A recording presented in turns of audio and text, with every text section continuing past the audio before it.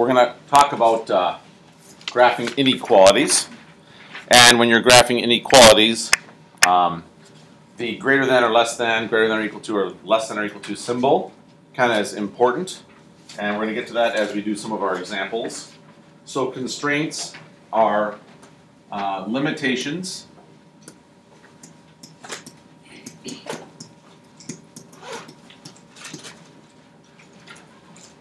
represented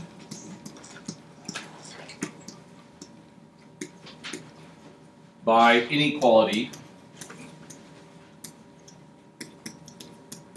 symbols, like greater than, less than, greater than or equal to, less than or equal to. Those are the symbols that we're talking about.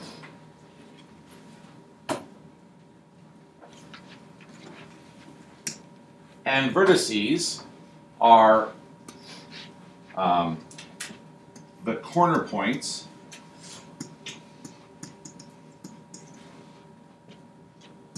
of feasible regions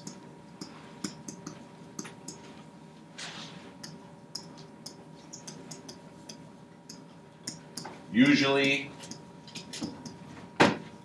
where two lines cross.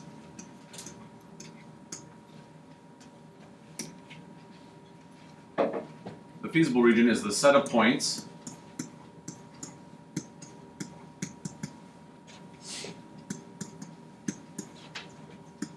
that are the solution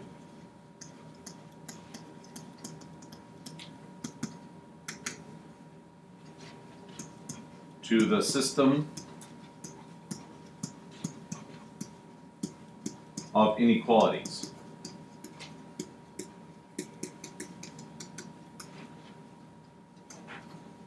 So earlier in this unit we talked about solution sets for two lines, and that's where the two lines crossed. And today, when we're talking about inequalities, what that means is when I start shading, it's where the shadings overlap. That's the solution. And you'll see that in our examples today. The next part we're going to talk about are the dotted versus solid boundary lines. So we're going to use dotted lines when we see either a less than symbol or a greater than symbol. And we're going to use solid lines when we see less than or equal to symbols or greater than or equal to symbols. And then the last part of our vocabulary is when you reverse an inequality. You kind of already know this from graphing inequalities before, but it also applies to lines when you graph inequality lines. And that's flip the inequality symbol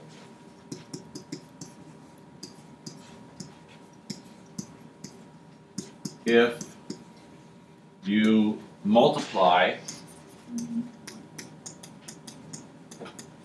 or divide by a negative number. So whenever you multiply or divide by a negative number, you flip the symbol. When you're doing inequality graphs and you see equations, or what we used to call equations, but now there's a symbol that's an inequality symbol, treat it just like a line, but when you actually try to draw the line, if you don't see an equal sign under the symbol, then it's dashed or dotted. That's the only difference. And then we shade. So for example, in this very first one, what I notice is they tell me that the y-intercept is -4. So if I have my, I like to highlight my axes here so I can see them on the board. So here are my x and y axis.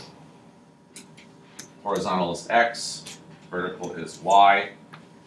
If I'm looking at the y-intercept is at -4. So I go down to -4, and here's that y-intercept. And then this says the slope is 2, which we know really means 2 over 1. So that means go up 2 from that point and right 1.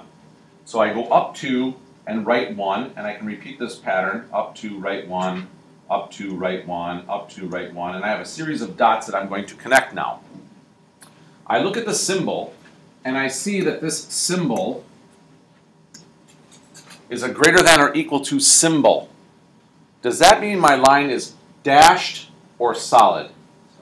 Solid. So then I just connect these dots, whoopsie, sorry. I connect the dots with a solid line.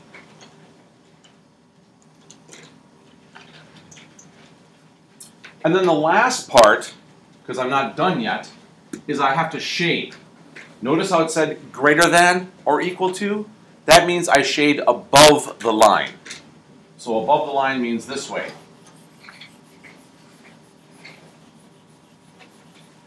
So on your test that comes up, when we have the test in this chapter, I'm looking for the correct line, not only the line itself, but whether it's solid or dashed. And then I'm also looking for the shading. Did you shade above or did you shade below? This shaded area is the feasible region, the solution. Okay, all these points in here satisfy the condition. That means I can pick any point if I want to. So let's say, for example, I'm picking the point 2, 3 as an example. So here's the point 2, 3. If I plug the 2 in for the x into the inequality, and I plug the 3 in for the y, it creates a true statement. For example, 3 is greater than or equal to -4 plus 2 times 2. So on the left side, I would have a 3, and -4 plus 4 is 0. 3 is greater than 0. True statement. So everything in the shaded region makes the inequality statement true. In number 2, the main difference here is that there are 2 different inequalities. So let's say in the first one, after I do my y-axis and x-axis here,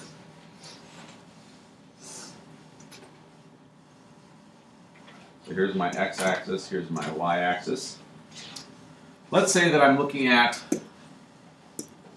the first inequality. This inequality tells me that my y-intercept is at +8, so I go to 8. 1, 2, 3, 4, 5, 6, 7, 8, and I put a solid dot there for the point that's the y-intercept. And the slope is -4. That means from that point that I just put on the graph, I'm going to go down 4 and right 1. Even though I don't see a 1 on the bottom, it's always like a fraction. So I go down 4, 1, 2, 3, 4, right 1. Here's 1 point. Let's try it again. 1, 2, 3, 4, down 1. And then I look at my inequality symbol and I see it says greater than. So is that solid or dashed? Dashed. Very good. So I put a dashed line. Or dotted, whichever you prefer. And then this inequality symbol, since it's greater than, is saying shade the bigger side. So this line is kind of weird because it's kind of so almost vertical that you think to yourself, which ones are the greater than ones? And remember, positives are to the right, negatives are to the left. So which ones are bigger, positives or negatives? Positives. So when I shade, what I want to shade are the positive numbers, or the ones that are to the right. So the red stuff is saying this is my feasible region for the red line. Looking at the second line, let's say I do that one in blue.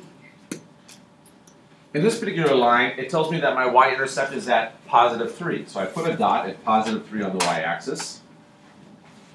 And then the slope is 3/4, which means go up 3, right 4 from that dot. 1, 2, 3, 1, 2, 3, 4. And here's another dot. The symbol being a less than or equal to sign means that I have a solid line. So I draw a solid line through those 2 dots. And then the shading part is I look at the symbol and it says less than or equal to, which means I want to be under the line. So now I shade under the line. And when I shade under the line, this is what's going on.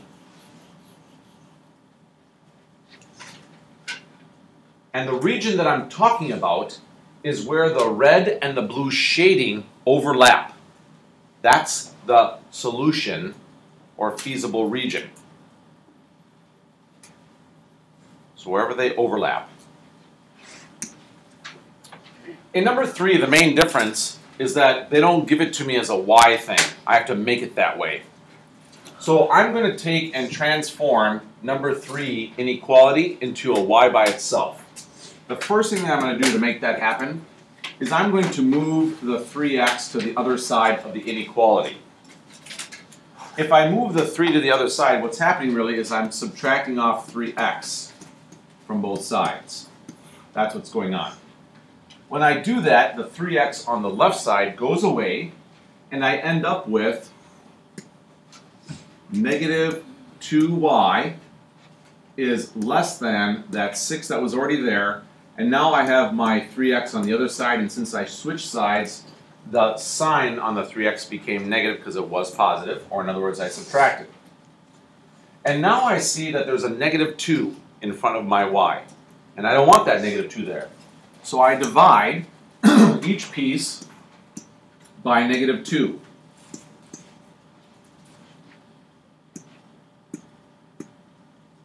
When I divide negative 2 by negative 2, I get 1, or in other words, y. Uh-oh, I divided by a negative number. So the symbol that was a less than now becomes greater than. 6 divided by negative 2 is negative 3. And negative 3 divided by negative 2 is positive 3/2 x. This final inequality is now in the form that if we wanted to, we could graph it. So you always have to have a y by itself and a positive 1 in front of it that we don't usually write down anyways. Number 4 kind of puts all these things together. They want us to graph a ton of different inequalities all at the same time. So I'm going to put my